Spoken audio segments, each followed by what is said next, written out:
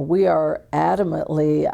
opposed to this law, but more than anything else, it reflects a failure on the lack of Congress and this administration to address a very important issue. Because when states start stepping up because they see a gap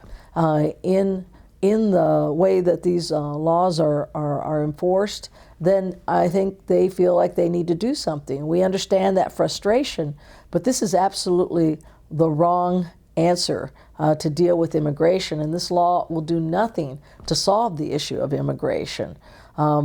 We need action at the federal level, and this is where Congress and the White House really need to step up. I know that President Obama made a promise while he was a candidate that this would be a priority early in his administration. I think they are taking some steps to move forward on it, but there's a renewed sense of urgency now with this law in Arizona, because our fear is that other states will begin to replicate this law, and it could really wreak havoc by creating a patchwork of laws that are inconsistent and unconstitutional. So for us,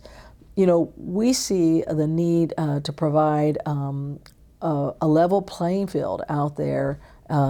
in the area of immigration when it comes to workplace and workforce. By having a system that's broken, you basically are allowing workers to be exploited and not creating a level playing field in terms of the wages and salaries that are out there for all workers. So we need comprehensive immigration reform to deal with the disparity that's a result of that, but also because out of fairness and really a sense of justice when it comes to the history of this country, we now have about 11 million to 12 million undocumented people who've been here at least a generation and who've worked hard and have made important contributions, but yet they're living in the shadows. And that's not consistent with our democracy, and we need to find a way to reconcile